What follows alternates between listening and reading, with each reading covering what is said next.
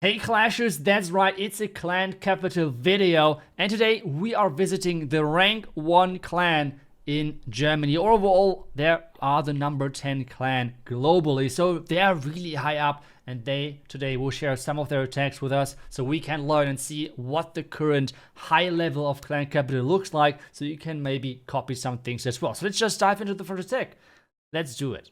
And let's just start things off with the highest level. That's right, Capital Peak maxed out completely. And all of those attacks today are going to be 2 shots. That's right, I will already tease that right here because I want to really already share with you guys the results, because I really want to focus on what exactly is done in those attacks, so you can maybe copy those little tricks as well, so you are going to have more success with your friends in your own clan capital raids. But for now, we have the first attack for Splasher going, and he right now is just going in with archers, so nothing really too much has changed. Archers are still incredibly strong, but at the same time something has changed, which is when I did all of my raid attacks, like the clan capital attacks on every single weekend, a lot of times it was just like only archers, okay? So like archer on the first, second, third, whatever attack it was, always just archers. It was pretty consistent, right? But what those top teams are doing, they're using the first attack with archers to set things up, to really make sure that the base is set up in a really good way. The reason why they're doing this, especially versus the capital peak, is because there are normally just so many buildings in front of defenses, like all of those little clan houses. And for that, you can perfectly use archers, super barbarians to really take them out early and get already the base shaped up that the second attack or third attack is then getting the 3-star. And that's exactly what Splasher is trying to do right here, right now, with his War Rakers, like with the Battle Ram and with all of those archers slowly making its way through all of those defenses. Because there's one key thing which he's trying to abuse in this entire base, which is the fact this town hall is really, really close to all of those important defenses. And someone who might not really think in really specific ways, which means like really knowing how to counter specific setups, base building wise, might just think, well, that's going to be annoying to get through, let's just spam all of the archers in, let's hope for the best. Well, a little bit different for the top teams, for the top clans, because he knows that if he gets some super wizards on top of that town hall, he's going to get incredible value. And this is something which you can already tell, just the plan since the beginning. The first rage was just for the archers. The second rage has been placed so deeply into the base that you might think, well, he just missed all of those archers and the archers are not getting out of the value. He should have maybe pulled the rage a little bit further away, but instead he already sets up the next attack because he knows that he wants to rage up the super wizards next to the town hall, and he does not want to bring another rage in the next attack. So with placing the rage just like this, he's setting up his attack, his second attack already, to make sure that he gets a really, really solid, I don't know, like option for the 2-shot in just the second attack. And this is something where I would have said, you will never make this. I mean, come on, there's still like 80% left in this base, so you will never make this in just 2 attacks. Well, let me show you what exactly he does. First off, he just clears the flanks left and right, then he placed some more battle rams to make sure that all of the walls are already open, and then as soon everything is set up, that's where he then places the graveyard spells. Really important that he's not placing them too early or anything like that. And then something which the top teams are always doing is hold back 1 skeleton spell for the back end, because that's really important with how the new skeleton, the graveyard spell, works, because you don't have as much capacity anymore. And take a look at those chains of the super wizards. Oh my goodness, that was really, really a lot of value right there. The Hogs now can overtake the base. We have all of the graveyard spells in the back end. And the graveyard spells were changed a while back now, where they're not spawning as many skeletons. And this is what I meant with that you have to hold back one of your graveyard spells, because otherwise you might run into a lot of problems. But with this back end being so compact and the graveyard spells, the skeletons more to be clear, are tanking so perfectly, the super wizards can just deal all of the damage which is needed to really make sure that this entire backend has no chance whatsoever of being left alive, and at this point every single defense is gone, which has a chance of fighting back. Even the cannon card is gone. I think at this point we can just speed things up, because those clan houses obviously are not going to make any difference whatsoever, because they can not fight back. All of the troops are too split up, so this means that, well, even traps won't make a difference at this point. So really, really clean attack.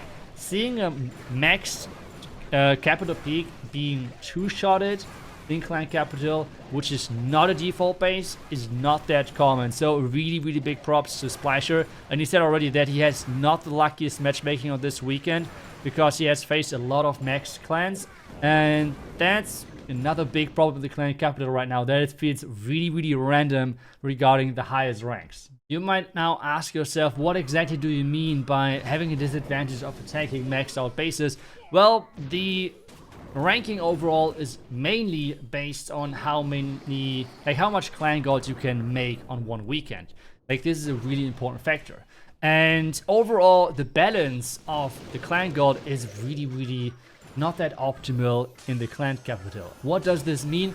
Well, attacking a maxed out cannon, for example, is only barely a little bit more clan gold than maybe like a level 1 cannon. While at the same time, it's getting just so much more harder to attack maxed out bases. So in the end, someone who has to always attack maxed out bases, it's having a way more rough time to actually get clan gold than someone who's attacking, like, still clan capital level 10, but let's say we rush clan capital level 10. So it's way easier to get clan gold versus those bases than maxed out. So it's a really bad balance from how much clan gold you get from every single defense getting higher level. So for example, like one cannon level 1 gets you 100 clan gold, while level 2 gets you 105 maybe, then maybe 110. So the difference is really, really not that much.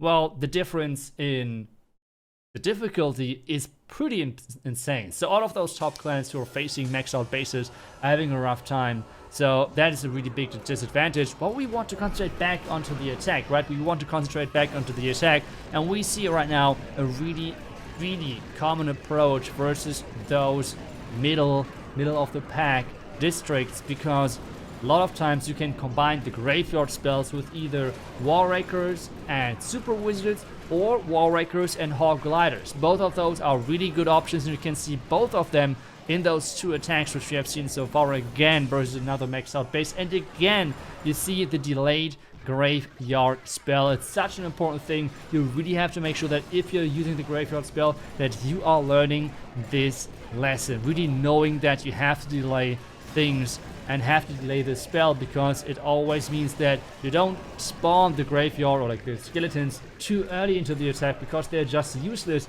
if they're already getting spawned really far into the base where your troops are on the complete opposite side, right? So that's completely useless. Instead, really time those well, and this is going to be a really great 3-star from Splasher yet again. That now gives us one more option, because we have a new district, or like new, but the newest edition of the districts. Let's just take a look at that. And I'm talking about the Skeleton Park. The Skeleton Park can be sometimes really rough, especially if it is a maxed out base or close to being maxed out. This one, yep, that's another close to being maxed out base.